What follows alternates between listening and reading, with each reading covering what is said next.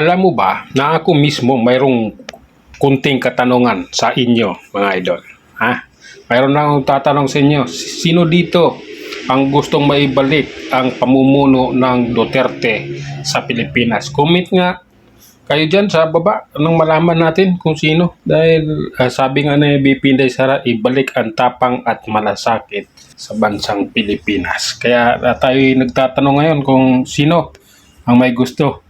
Dahil alam mo bang nakakatakot na lumabas ngayon, ang daming hold upper, ang daming masasamang tao. Doon sa may amin, yung bintahan ng shabu, kitang-kita, inaabot na lang. Kaya nagtatanong ako sa inyo kung sino ang may gustong maibalik ang pamumuno ng mga Duterte sa Pilipinas. Nang sa ganun, mawala na ulit yung mga masasamang tao na yan. Alam niyo kung bakit pinagyayabang ng DILG na bumaba ang tawag nitong criminal rate sa bansa? Alam niyo kung bakit? Ganito ito yon. Pag ikaw nagreklamo na halimbawa hinold up ka, hindi ka nila asikasuhin kaagad. Ang gagawin nila, papupuntahin ka nila doon sa lugar kung saan nangyari, manghihingi ka doon ng CCTV footage kung saan barangay nakasakop yon. Ngayon, pag pumunta ka naman, ikaw si tanga-tanga, pupunta ka doon, hindi ka bibigyan ng barangay ng CCTV footage ng basta-basta. Kailangan may mga requirements kang kukunin bago nila yung kukunin mong requirements, yun yung magiging requirements mo. Tapos ibigay mo doon sa barangay, saka nila ibibigay yung CCTV footage. Tapos yung CCTV footage na ibigay nila sa'yo, yun yung ibibigay mo ngayon doon sa police para magiging may ebidensya ka na ikaw nga ay hinold up or anong ginawa sa yung krimen.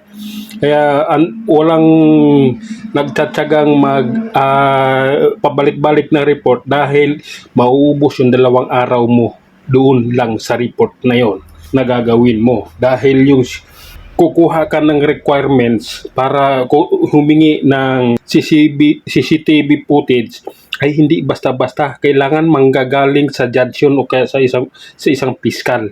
Doon yung kukunin yun.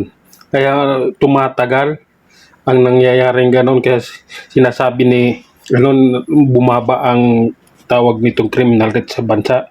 Parang hindi bababa dahil wala nang nagre-report dahil ang bagal ng proseso nila. Hindi sila ang kukuha ng video.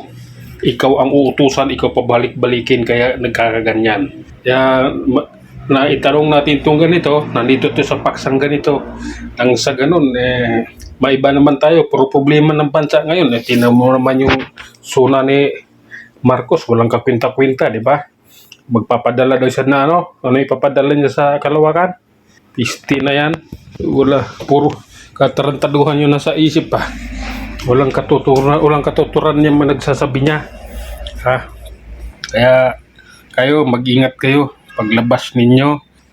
Yung cellphone nyo, huwag nyo basta-basta ilagay kung saan-saan, lalo yung backpack ninyo. Huwag niyong ilagay sa likod. Dahil yung bulsa nun o kaya yung zipper nun, bubuksan yun ng mga masasamang loob. Magugulat ka na lang, yung naglalakad ka, yung mga gamit mo, unti-unting nalalaglag. Ganyan ang mga magnanakaw ngayon. Ang dami dyan sa Cubao, Monumento, sa Manila. Ang dami niyan. Kaya mag-iingat kayo dahil marami ng masamang loob ngayon. Kaya nandito sa paksang ito, kung sino ang may gusto na maibalik ang pamumunong Duterte. Yun lang muna, hanggang sa muli. Maraming salamat.